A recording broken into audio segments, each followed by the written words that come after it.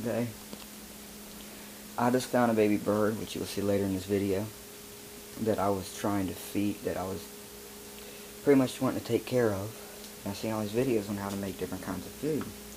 Okay, well, the dog food and the sugar water. I found that if you get a jar, sugary water, which is turning red from the dog food, I got kibbles of this, the hard kind, it dissolves. It's getting mushy now, but put your sugar water in that, about 3 spoonfuls of sugar, because you're not going to use all the water, makes the sugar stay in the water.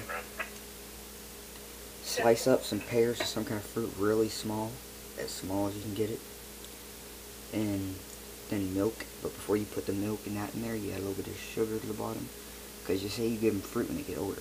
Well, you might as well give them a little bit of fruit now so they get used to it. You sprinkle just a little bit of sugar in the bottom, just a little bit, like maybe a pinch right before you put the milk in, and that is cichlid food, which is pretty much oysters, piranha kind of food. It's pretty much like beta food, but it's not. And that is just pretty much, when I get it done, I'm not going to be able to get it done in this video. You maybe see part 2 if I come out with it, but you get that, you pretty much scoop out that mush, you put it in there with that mush, and you mix that mush up, and then use a syringe to feed to the baby, and not with the baby bird, not with a needle, but like the medicine kind that they used to give kids, right? Here's my little baby bird. I found him in the grass. I call him Petey, because I don't know if it's a boy or girl yet. He's got spiky hair. When I say spiky hair, I mean like really spiky hair. I don't want to touch him because you're not supposed to touch them when they're babies, because they have a likely chance to die. But what I've done is I got an old t-shirt, which I rolled up the size of it to make a square, and I put it in this old square box that I found, which I'll move my light so you can see the whole box.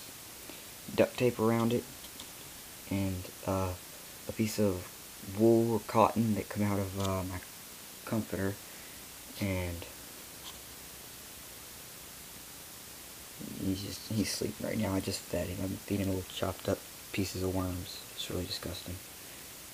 But I did that, and then duct taped around it, and then I put a piece of wool in there. There's some feathers under the wool that are from an old down pillow, so they're like clean and they don't carry any other diseases. And right there, through the white right there, is my thermometer, which just, since I'm using a light to keep him warm, it measures the temperature. You see right there, between 80 and 100. This is an old candy thermometer, I think, or meat thermometer. Between 80 and 100, and which is exactly where it would want to be. Right up to 100, you might want to start turning it back a little bit, because he's a baby. He's not an egg. You don't need to incubate it. You just want to keep him warm. So you can get right below. You can get a little bit below 80. You cannot get down to 60. 60 will probably kill it. So it's a little below 80 and up to 100, and you want to start turning it back when it gets to 100. But it's about perfect right now. So he's sleeping like a baby, which he is. And that's about it. So just post a comment, not a rude comment. Post a rude comment, I'm gonna go right back on you, just saying. And I'm 15, I'm not a little kid, so don't be saying this little kid knows nothing. Alright, for my video, thank you. Bravo, whatever.